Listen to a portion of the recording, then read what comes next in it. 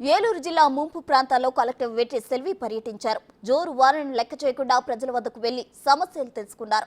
వరదకు రోడ్లు ధ్వంసమై కారు వెళ్లలేని ప్రాంతాలకు జిల్లా ఎస్పీని తీసుకుని బైక్ పై వెళ్లారు కలెక్టర్ సెల్వి. వర్షంలోని బాధితులతో మాట్లాడారు. వారి ముందే అధికారులను వస్తువుల కల్పనపై ఆరా తీశారు. భోజనం, వసతి కల్పనలో ఎలాంటి ఇబ్బందులు కలగకుండా జాగ్రత్తలు తీసుకోవాలని ఆదేశించారు. ఎవరికి ఎలాంటి ప్రమాదం లేకుండా కాపాడాలని సూచించారు.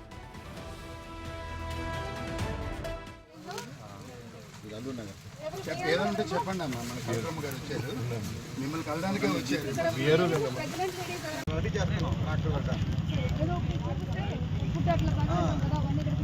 అదే మేడం, అంటే లారీ మీకు చెప్పేది ఏంటంటే మీరు గుర్తుపెట్టుకోండి, 42 ఓటు గుంపని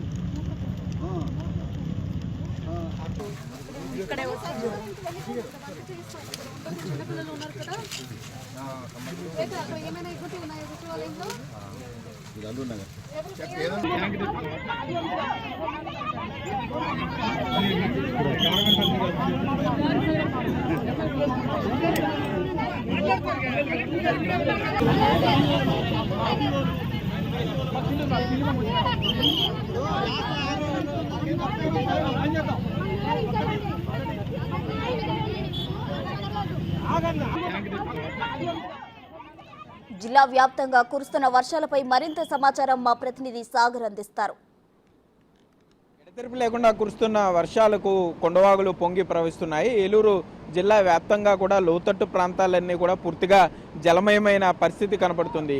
కొండవాగులైనటువంటి అటు ఎద్దువాగు, బైనేరు, జల్లేరు వాగులు పూర్తి స్థాయి వరద నీటితో ప్రవహిస్తున్నాయి. ఇప్పటికే జంగారెడ్డిగూడెం గొబ్బల మంగమ్మ గుడికి వెళ్లే దారులన్నీ కూడా ఈ కొండవాగు ఉధృతితో పూర్తిగా మూసుకుపోయాయి. భక్తులు ఎవరూ కూడా గొబ్బల మంగమ్మ గుడి దర్శనానికి రావద్దని కూడా అధికారులు ఇప్పటికే తెలియజేయడం జరిగింది. అట్లాగే కుక్కునూరు, వేలేరుపాడు మండలాల్లో వరద ఉధృతి ఎక్కువగా కనిపిస్తుంది. ఇప్పటికే ఇక్కడ ఏలూరు జిల్లా కలెక్టర్ వెట్టి సెల్వితో పాటుగా ఏలూరు జిల్లా ఎస్పీ ప్రతాప్ కిషోర్ ఇక్కడ పర్యటించారు. కార్లు వెళ్లలేని పరిస్థితిలో కూడా బైక్ మీద వెళ్లి ఇద్దరు యువ అధికారులు, ఐఏఎస్, ఐపీఎస్ ఇద్దరు కూడా ప్రజల వద్దకు వెళ్ళి వారికి భరోసా కల్పించి ధైర్యం కల్పించే ప్రయత్నం చేశారు. మరోపక్క Polavaram MLA, Janasena party MLA Chirri Balaraju సైతం కుక్కునూరు, వేలేరుపాడు ముంపు ప్రాంతాల్లోనూ ఉండి అధికారులు చేస్తున్నటువంటి పనులు క్షేత్రస్థాయిలో పర్యవేక్షిస్తున్నారు. కొండవాగులు పొంగి పొర్లుతున్న దృష్ట్యా కొండవాగుల వద్దకు ఎవరూ వెళ్లొద్దని ఇప్పటికే అధికారులు హెచ్చరికలు జారీ చేశారు. మరోపక్క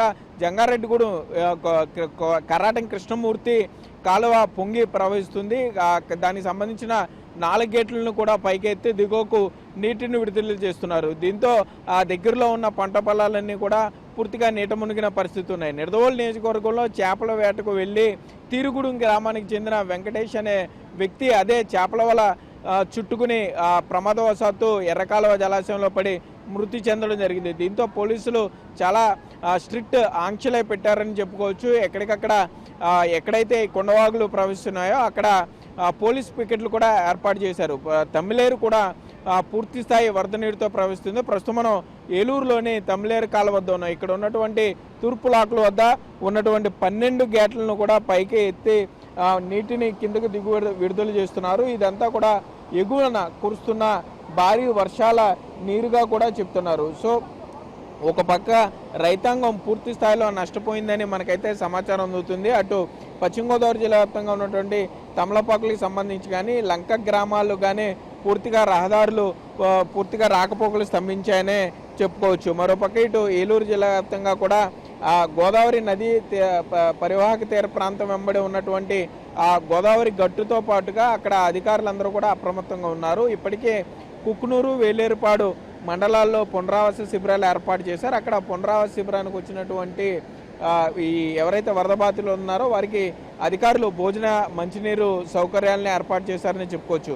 అధికారులు ఎంత చెప్తున్నా కూడా మనం చూస్తున్నాం ఇక్కడ వాగుల దగ్గరకు రావద్దని. కానీ ఇక్కడ ప్రజలు ఏ విధంగా ఇక్కడికి వచ్చి ఈ నదీ ప్రవాహాన్ని చూడడానికి ఉత్సాహంగా ఉన్నారో కూడా చూడొచ్చు. అంటే ఒకవేళ జరగరాని ప్రమాదం ఏదైనా జరిగితే ఎవరు రెస్పాన్సిబిలిటీ అనేది కొంత మనం ఆలోచించాల్సిన పరిస్థితి. ఒక పక్క ప్రమాదం పొంచి ఉంది, మరోపక్క చేపలు కొనుక్కోవడానికి, అంటే ఇక్కడ లైవ్లో చేపలు పడుతూ ఉంటారు కాబట్టి ఈ చేపలకి సంబంధించి కూడా ఎక్కువగా ఇక్కడికి వచ్చి చేపల గురించి కూడా ప్రజలు ఇక్కడికి ఎక్కువగా వస్తున్నారు. మరోపక్క యువకులను కూడా చూస్తున్నాం. ఈ నీటి ప్రవాహాన్ని తమ సెల్ ఫోన్లో బంధించడానికి సెల్ఫీలు దిగడానికి లేదా తమ బంధువులకి ఫేస్బుక్ సోషల్ మీడియాలో వైరల్ చేసుకోవడానికి ఎక్కువగా యువకులు ఇక్కడికి వచ్చి ఈ వీడియోలు కూడా తీస్తున్నారనే చెప్పుకోవచ్చు. కొంత పోలీసులు వీరిని కంట్రోల్ చేయాల్సిన పరిస్థితి ఉంది. ఎందుకంటే ప్రమాదం పొంచి ఉంది కాబట్టి పోలీసులు కొంత ఇక్కడ పోలీస్ పికెట్ కూడా పెట్టాలి, లేకపోతే ప్రమాదం జరిగే అవకాశం ఉంది. మనం చూస్తున్నాం చేపలు పట్టేవారు ఏ విధంగా ఇంత ప్రమాదకరంగా ఉన్నప్పుడు కూడా ఒక పక్కగా చేరి చేపలు పడుతున్నారు. ఆ చేపలు కొనుక్కోవడానికి ఇక్కడ ప్రజలు ఎక్కువగా వస్తున్నారనే చెప్పుకోవచ్చు. మరోపక్క ఈరోజు విద్యాలయాలన్నిటికీ కూడా డిఈఓ సెలవు ప్రకటించారు. విద్యార్థులకి సంబంధించి కొంత అంటే కొన్ని చోట్ల కొన్ని ప్రైవేటు విద్యాలయాలు స్కూళ్ళను తెరిచినా కూడా ప్రభుత్వ స్కూళ్ళన్నీ కూడా పూర్తిస్థాయి సెలవు ప్రకటించారనే చెప్పుకోవచ్చు. ఎడతెరిపి లేకుండా గత 4 రోజులుగా కురిసిన వర్షాలకు పూర్తిస్థాయిలో లోతట్టు ప్రాంతాలన్నీ జలమయ్యాయని చెప్పుకోవచ్చు. పాపికొండల టూర్కి తాత్కాలిక బ్రేక్ పడింది. పర్యాటక శాఖ అధికారులు ఇప్పటికే పాపికొండల టూర్కి రావద్దని చెప్పడం జరిగింది. ఆ బోట్లు కూడా ఒడ్డును నిలిపివేశారు. ఇటు నరసాపురం అంతర్వేదికి సంబంధించిన పంటు సర్వీసులను కూడా అధికారులు నిలిపివేశారు. ఈ గోదావరి వరద ఉధృతి తగ్గేంత వరకు కూడా పంటు సర్వీసులు తాత్కాలికంగా నిలిపివేస్తున్నట్లు ప్రకటించారు. పోలవరం ప్రాజెక్టు వద్ద సుమారుగా 4 లక్షల క్యూసెక్కుల వరద నీటిని దిగువకు విడుదల చేస్తున్నారు. గోదావరి నదిలో నాటు పడవల మీద చేపలకు వెళ్లే వారిని ఇప్పటికే అధికారులు హెచ్చరించడం జరిగింది.